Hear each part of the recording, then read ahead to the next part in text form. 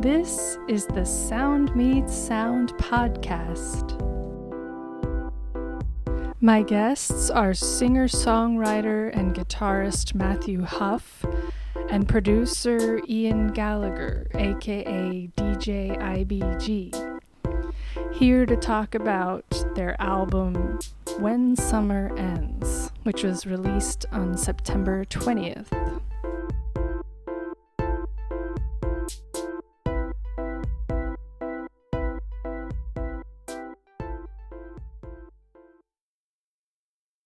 You guys started this earlier in 2016, earlier this year, When Summer Ends? Yeah, right. It was January when I sent you the... Yeah, that's right. You sent me your end of stuff in January.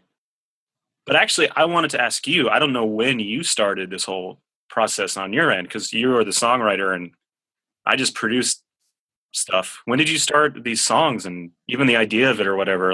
It kind of came out of nowhere for me. Yeah, I started writing the songs maybe 2013 or 14.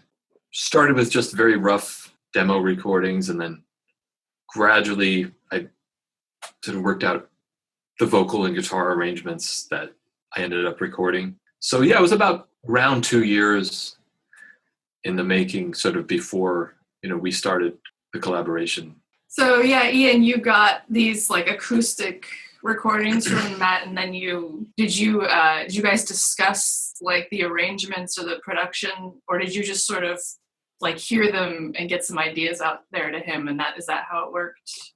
I think we had talked a tiny bit, Matt, about some of the approach. But basically it was more like me just hearing these raw acoustic songs. Matt sent me, I think for every song, 2 vocal tracks and 2 acoustic guitars. And that was Some it. of them had 3 vocal tracks. Oh yeah, you're right. Some of them did have 3. That's right. But very sparse things. And and pretty much, I just kind of let inspiration strike in a way, I guess. Yeah. Having known Matt for so long, I also kind of knew roughly what he would and wouldn't like, it never crossed my mind to make a heavy metal arrangement or I don't know, a completely drum and bass arrangement or something, because I kind of know Matt's tastes, and I know he wanted it to be a pop rock record, roughly. Yeah, no, for each one, it was sort of a big process of discovery for myself, even. Along those lines, I just wanted to talk about gear a little bit and what actually went into the recording. Obviously, Matt's vocals are there, but I just wanted to talk about the specifics of how you guys made the sounds on the album. Ian, I know you're using Ableton? Yeah. So I used Ableton as my sequencer. I kept everything in the box, so I didn't use any outboard sounds. All samples, whether it's the drums. Some of the drum sounds on the record, for example, Believe in You, have a drum machine feel to them. Mm-hmm. And so, those were samples. And then other songs where, for example, the drums on Secret Love, Secret Love, even though those sound real, those are actually also technically samples. That was Addictive Drums, which is a VST plugin. I think the only one exception to me just programming everything with MIDI in Ableton was I got my brother Cullen Gallagher to play bass guitar on New York's song. And so everything else was done in Ableton. Everything you hear, except for the guitars and vocals on Matt's end. Well, and the few other things that I recorded, remember? Oh, right. Piano? Upright piano, bass, and then a few percussion. That's right. Totally. Use live. What guitar were you using to record for this album? It's all that Takumi acoustic guitar. All those percussion sounds, you just ended up basically taking a sample of them. That's So Matt definitely, for some things, it was a cool part of the process actually of when we would discuss what I had done. Matt came up with some really cool additional layer ideas, I guess, and recorded some percussion and piano and stuff, and sent that to me. And I, in turn, took a lot of that and made them into sort of sampled instruments. Not the piano, though. For example, that was just you playing it, and maybe I edited a little bit, but. Right. Is that I'll Be Your Man that's that piano? Well, you were talking about the upright piano on Peter, right? Yeah, right. We also mixed in a little bit of upright bass. Right, on I'll Be Your Man. Right. Yeah. Which was actually layered with a sampled bass. So actually, yeah, there was some interesting kind of hybrid synthetic acoustic things going on as well. The album, it is kind of hard to talk about exactly what genre it's in because it's pop, but there's a lot, you can hear a lot of other things going on song to song. Were you thinking about certain genres when you were producing the songs? Like, I'm going to make this kind of song or that kind of song? Or was it purely just, I hear this sound here? I think genre was more or less informing my decisions insofar as I actually like pop music and I'm not afraid to say it. And I think one of the cool things about it is you can draw from anywhere and it's constantly evolving. It wasn't long after dubstep became popular that it started appearing in Katy Perry songs. So I kind of felt really free to incorporate whatever vibes or sounds presented themselves into Matt's music because I felt like more or less he wanted a pop record. To me, that's kind of, anything you want it to be. Well, and I also, I think I hope I gave you the sense that even though sometimes you had asked me, do you want to give me some ideas about kind of how you're hearing this? I sort of told you, just go with what you're hearing. Like you said, obviously you had some sense from what I had given you, but I think that was another interesting part of the project is, I didn't want to just give you the songs and be like, so I want this to sound like a combination of, these 4 songs by other people. Instead, I wanted us to sort of have to find that common ground in terms of the final result, which I think we did. Yeah, that's a really good point, man. And I actually had forgotten about that, which is when we first initially talked about this project, I had even said, maybe you should just tell me from the beginning, believe in you. I want it to sound like blah, blah, blah. Yeah. And I think we could have done it that way. And I don't know, maybe it would have been better, but probably not. It was certainly more interesting and collaborative. And yeah, I think more personal, what we ended up getting because we didn't do that really at all. Every song was really organically grew somehow. I feel. Yeah, you guys are talking about how you both brought in, your instincts as a musician into this album. So I wanted to talk about your individual musical lives. Ian, maybe you can talk a little bit about your main musical life, and then Matt, you can talk about your other lives. Because I just think it's interesting that you came together to create this album that sounds a lot different from what you both normally do. Yeah, totally. I mean, I think roughly I'm in the EDM category. I think that's kind of the broadest thing you could say about my music.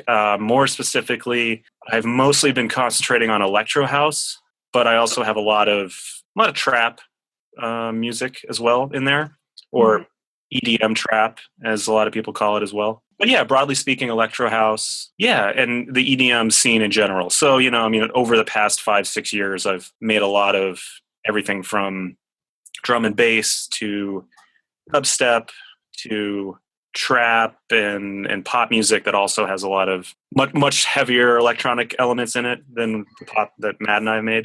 Matt, I think your other albums, people would listen to them and say they were extremely different from When Summer Ends and different from each other too. So, I mean, can you talk about your trajectory or your development as a music writer, a writer of music? Yeah, I've always had different interests, and I've always just been interested in collaboration. And so this album, the chance to collaborate with Ian is, it's great. And, I also collaborated last year with a great pianist friend of mine, David Baruzzi, who we did a similar type of collaboration and, resulted in, a set of concert pieces. Yeah, I just think of it as it's a collaboration. And yeah, I mean, I purposely left aspects of the song sort of open so that we could do exactly what, we ended up doing. I mean, if I can just interject, I feel like Matt you've always liked pop music. Oh, definitely. Yeah. I mean, I've always been interested in it. And I think, yeah, a lot of my music also the last few years, the concert music I've written in the last few years has its origin in the voice. And so writing these songs, if I was interested in writing some lyrics and writing some songs and performing them, it actually felt like a very natural kind of progression from even things that are, on the surface, I guess, sound different. Right. So the connecting thread there is the sort of the interest in voice. Didn't Ian write some words for some piece that you wrote? Several pieces I've written, actually. Yeah. Ian used to write. You don't write poetry anymore, really, do you? I mean, not because I don't want to. I just kind of don't have so much time for it, I mean, it was always kind of just like a fledgling hobby of mine. But yeah, I mean, I've always been interested in poetry and lyrics. So yeah, I gave you some of my poetry. I don't even remember how many occasions. There's two pieces that are published in my catalog that you wrote the words for. One is called Silhouette. Right. And then another one is called Remembered States, which you wrote. I wrote some of the words for, and you wrote some of the words for that. Yeah. So, Ian, I was just curious, now that this project is over, having, gone through the process, like how did you feel about the process, sort of looking back on it now? Was it sort of, because obviously there were definitely, there were points where I think maybe we definitely at points, both of us were kind of like, going back and forth about like little details, or like just maybe not, I don't think we had any huge clashes or anything, but just certain moments where we might not have been exactly thinking about something in the same way or something. So like, how do you feel about the process that is now it's done, how it fits into like everything you've been doing or something? I don't know. Yeah, man. I mean, I thought it was a really fun process. Yeah, I mean, we didn't have any big clashes or anything. I think it was actually a really great balance, because I think when things are too easy, that's kind of not a great sign. I don't know if you guys have experienced that yourselves, but no, it's almost like you need a little bit of like someone kicking your ass, essentially, and challenging each other and having the guts and the like comfort with each other to actually say like, oh, but I was thinking this, or I don't like. I feel like that's the like where the meat of a collaboration comes in, is where you're okay with saying to each other, I disagree or whatever. I think you should do this or whatever, and going on and not get offended and, storm out of the room. Right. Yeah, exactly. I would say actually that the most interesting thing for me in terms of our collaboration more specifically, like super specifically, is a lot of times, Matt, your ears were so tuned into like these super fine details. And at first I would just be like, oh, come on. Like there's no way anyone else is going to notice that. Or I would be like, this isn't going to matter at all, but I'll just do it. And then I'd be like, oh, wow, that totally did make a difference, actually. Right. And so that was actually like the most surprising thing, because I have collaborated with a lot of people before, and sometimes people request or want very microscopic changes, and it doesn't really do anything. Right. Or virtually nothing. But it was really interesting with your ears, like those microscopic changes most of the time actually really made a big difference. I mean, not like, it didn't change the whole song, but like all of a sudden I would just be like, oh, wow, yeah, that's way better. So that was kind of the most just interesting part of the whole process for me. But it was challenging because, if there was some really small thing and I just didn't even hear it, sometimes I would just kind of think like, oh, maybe we need to just, concentrate on something else. But it was cool that oftentimes you were right, or most of the time, I think. Interesting. Well, it was a good learning process for me too. Yeah, just to get your perspective on things and sort of where you were coming from and how you were doing things. Like I remember sometimes I would maybe make a suggestion or an idea, and then I maybe not necessarily knowing or being specific enough as to exactly how you would try to go about making that adjustment or addressing that comment or whatever. And then to see how you were actually doing it was actually very interesting. So I remember a lot of our meetings would be like, and like, even if I had said something and you'd be like, oh yeah, so check this out. I was curious. And I think it was interesting for me to see how you were doing those things a lot of the times. So I actually, I learned a lot from you in the process as well. And I'm definitely interested to do more, maybe for the next album, not just recording it, but maybe doing some of the production as well. Yeah, that's a question. How much do you know about DAWs, Matt? And I mean, were you really relying on Ian's expertise, or did you kind of understand what goes into producing something in a DAW? I've done a lot of audio editing and even some things, but I think Ian has a lot more experience with it than I do. And I mean, you have, particularly when it comes to like different sounds and plugins and like how to put all of those things together. Like, I know how to use a sequencer, but like I don't have the expertise of like how to make it sound really good. Right. That sort of last part. I think you have a lot more experience than I do with that. I mean, just how like I can technically sit down and write a pop song, or like a rock pop song, but just would not be anywhere near as good as what you came up with, Yeah, well, I was going to ask you, your that song that you posted recently, Midnight Sun. Yeah. Have you ever made a track that's just like a rhythm, essentially, like just something that you would make so that someone could come and add lyrics or vocals or like turn it into a song?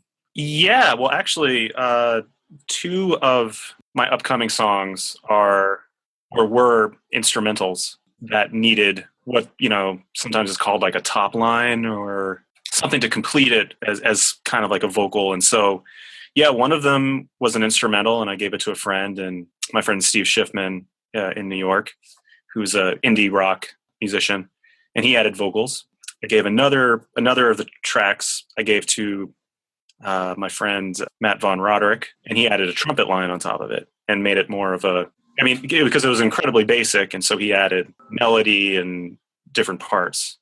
And then one of my main projects is called Gold Bikini, and I work with a rapper, singer, and that's all.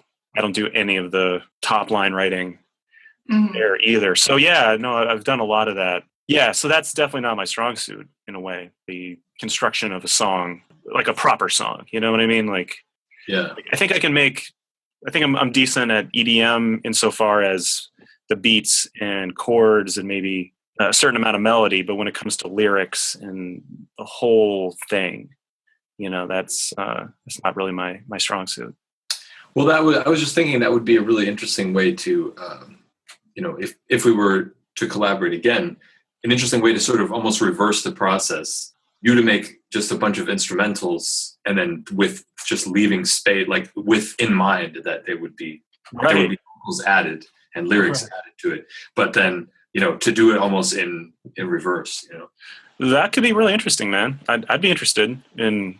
Maybe we could try that at some point. Yeah, we could try. I have no idea how successful I would be in taking that approach, but it's definitely. I think it would be a good learning process, and it might result in something interesting. Yeah, I mean, when I've done that, it's the one thing I've always noticed is that when I give someone an instrumental, to me it seems like, okay, this just can't even become a song. It's just so lame. But that last part of the process, when it's done well, is just like it can take the most boring chord progression and make an awesome song. Just backtracking a little bit, I wanted to mention, Matt. Also, I think one thing that we really nailed that you heard initially was the way the vocals sat in the mix, and how we had gotten, 5 or 6 songs deep. Like we were well into the process, and you kind of started to notice that the vocals needed more space. And the way we kind of really achieved that was by EQing out big chunks of other instruments to make room for those vocals. Yeah. And, I learned a lot in that process just in and of itself, because there's definitely a thing people always mention in music production, which is that producing vocals is the hardest thing. It certainly seems to be true. Like every time I work with vocals, it's like a completely different animal, just like a completely different puzzle. Whereas if I'm just making EDM and using synths and stuff, I sort of always feel comfortable with. But vocals, it's it always like a frustrating new bag of tricks it's not going to be easy for you. So anyway, it was really cool. I mean, just if there's any audio nerds listening, like we really homed in on your voice in the 200 hertz area, roughly speaking, from like 150 to 200 to all the way up to about 300 hertz. And we really kind of were like, that's your vocal sweet spot almost.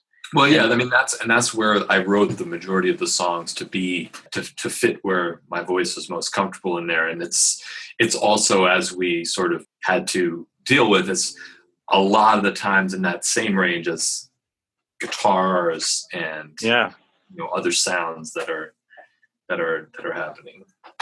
Yeah, totally. Yeah, we really had to do some big EQ scoops on your guitars, and I mean, the synths, drums, the bass, everything was it was all kind of a really big challenge to make sure we weren't just killing the music, but also letting the vocals totally come through, but then not make it seem weak in terms of the drums or the guitars. It was really cool. I learned, my ears learned a thing or two for sure. Yeah. So now that it's done, do you feel, I don't know if you've gone back and listened to the whole thing. Of course, we had to listen to it many, many times, when we were finalizing it, I listened to it a whole bunch. That sort of the last few weeks, though, I've almost purposely kind of taken a step not to listen to it as much, mainly because we were Meg and I are performing the songs and doing some arrangements of that, just taking a break from hearing it over and over and over again. But now that it's done, have you got a chance to go back and listen? Are there songs that you feel like turned out better than the others, or that you really feel like I achieved just what I wanted to achieve on this?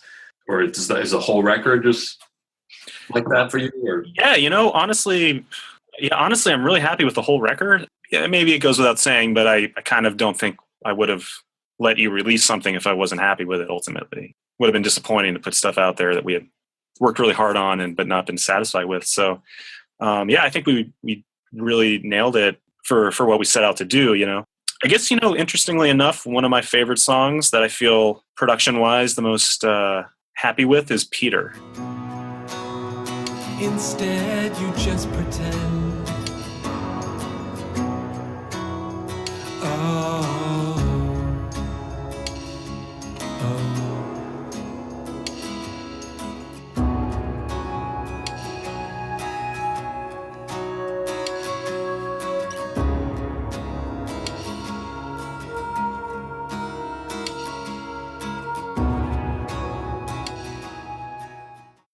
This Love too, that was a labor of love.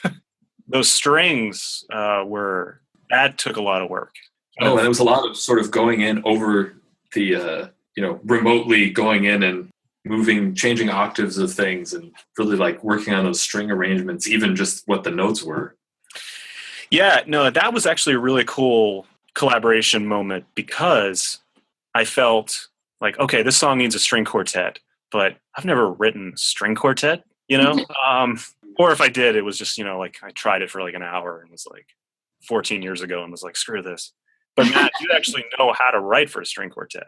Yeah, Matt literally came in and was like, no, you got your viola, doing C sharp. So no, the bass needs to be doing whatever. And oh, that's cool. And it was another moment of like, I mean, I knew for sure, I was confident that Matt could write better for strings than I could, but I was sort of just like, okay, the notes are right. Like, how much of a difference could it make by just, rearranging the voices or, changing some of the little note placements. But again, it made a big difference to have that string quartet, virtual string quartet really locked in. It was cool.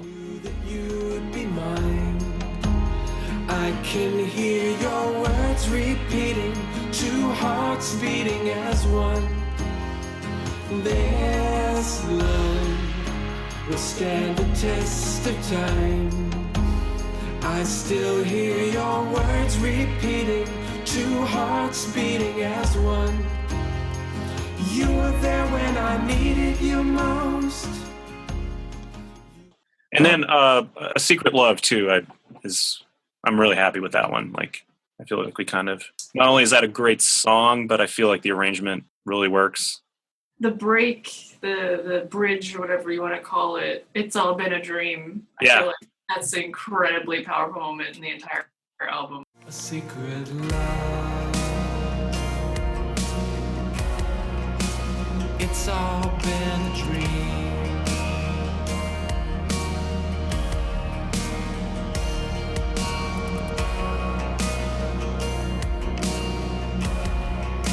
And now they're both away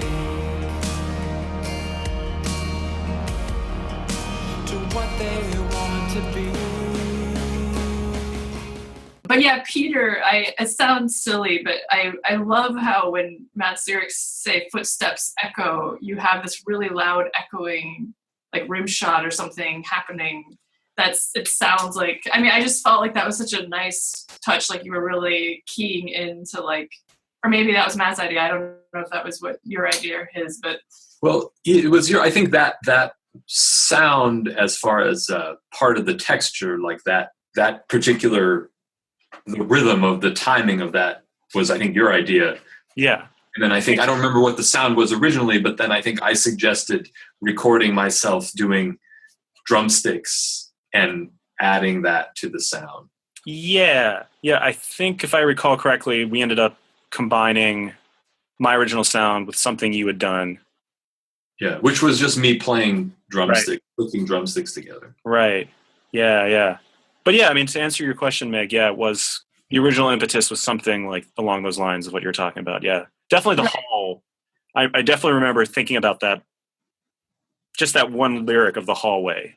Right, yeah. And seeing some sort of kind of grand hallway in like a mansion or something, or like a marble stairs or something. And yeah, I thought that was really cool to hear, because I think I heard the acoustic version of Peter and then the produced version. I think you said it made it sound spooky or something, or sort of ominous. Yeah, and I mean I think that's also what originally, what made me want to contact you about doing this, is just that collaboration, knowing that the songs, I was thinking about them in a certain way, but that I knew that you would bring certain things to it. So yeah, I didn't think originally of that song as, when you first sent me, your ideas for Peter, that one, I think, along with San Diego, those were the two where what you sent me was very different from actually what I had sort of thought that you were going to do. Whereas some of the songs, like A Secret Love, that was like exactly what I had thought you were going to do. Mm. But with Peter and San Diego, those two was like, wow. And so Peter, at first when I heard it, I thought, wow, this is so different from what I was thinking that, you were going to do with it. But then as I listened to it, I really sort of got where you were coming from with it. And I think, the song does have a sort of, I don't know, creepy quality to it that maybe I wasn't initially intending, but I think it works. It's interesting because the first time I heard it, I was like, oh, it just has to be ominous. And in my head, I was also seeing a lot of rain, kind of like sad dude in the rain with a trench coat on, getting splashed by taxis or something, like it just immediately in my mind was like that. So I was like, I got to translate that. That somehow seems like what this is getting at in terms of a mood. Matt, I think you said Believe in You is your favorite as far as a finished produced song off the album? Or am I wrong about that? I don't know if it's my favorite. I think that one, that's the first one that I wrote of the collection. So I think I have positive feelings about that one. It's also very straightforward. That one came pretty quickly. I think we pretty quickly came to a final or close to final sort of version of that. That's right. That was an easy one, I think. Yeah, some of the others took much, like Florida. Yeah. I guess New York song took longer. But yeah, you're right. And I think Believe in You was the first one that we produced as well. Yeah. Right? Yeah, that's interesting. That also, interestingly enough, Believe in You was the easiest for me to hear where it was going to go. Keep trusting your heart. There will be no regrets. One day you'll see. We'll be standing on top of the world. You and me, don't ever give up. You've got to keep fighting. Well, Ian, I was curious how do you feel about this project now? Sort of, because for me, I've been composing for a long time, and this still sort of goes under that. But how do you feel about this? I know you've done this type of thing before with maybe not quite the same songs with vocals and acoustic guitar, but these type of collaborations before. But how do you feel about this type of project versus the things where you're sort of, I don't know, you're more so the composer, if that makes sense? Something like, say, Gold Bikini, where you're not writing everything, but you're in sort of the lead role in terms of development of the material, right? Or like the song that you just would do yourself or something. Like, right. How do you feel about that process versus something like this, or the Matt von Roderick, or with identifiers where, well, no, I guess identifiers is more like Gold Bikini then, but where it's someone else sort of does the initial work, and then brings it to you. Do you get as much sort of artistic and creative satisfaction or kind of engagement out of that as you do in something where you're sort of the initial creator? Yeah, no, that's really cool question. I enjoy both types of work, or both processes, but they are different. Yeah, I probably would not say I like either one more than the other, because when it's something that, say, I'm actually creating the beat and maybe the chord progression, and say the beat and the chord progression, and then I'm involved from the ground up in, okay, I don't know if I like that lyric. I don't know if that's the right section, blah, blah, blah. I really enjoy that, and it's really fulfilling, but it's also, in a way, really difficult because I have everything on my mind. So it's actually really freeing and really creatively fulfilling in a different way to work with someone like you, where it's like, I don't have to worry about the lyrics. Like, like that's out of my hands. I don't need to worry about the chord progression. I'm not going to, I would, unless it was just ridiculous, I wouldn't go to you and be like, this should be a G, man. What is this? Why the hell is this a G sharp? I just wouldn't do that. So that's actually really fulfilling in a different way, in that I can just concentrate on more of like an old school producer mindset. Back before Ableton and Pro Tools were on anyone's computer, a producer would come in and be like, hey guys, show me a song. And it was either good or it wasn't. And if it was good, they'd be like, all right, now let's get in the studio and make this sound good. And so I think that's actually it's so different, but it's actually really fulfilling to me too, of like taking that, like someone's vision, and like framing it really properly, I guess, if that makes any sense. Like being an editor, like in publishing, like the writer comes in with the novel, and usually the editor plays a pretty big role in shaping it into the thing that gets sold. So I feel like that's the producer, like the way that you played the role of producer here, it's very, very similar to that, where all the raw material was there, and then you just sort of together sort of shaped it into this very produced thing. Exactly, Meg. Yeah, that's totally right. Yeah, so I don't think I can't really put a value on either. They're both great. My plan is to definitely, hopefully for the rest of my life, do both. I don't think I'd want to give one up. Well, let me flip the question back to you, Matt. Would you ever, because I know you had mentioned you might get Ableton or Logic or something. I mean, would you ever want to, in a sense, try like what I did?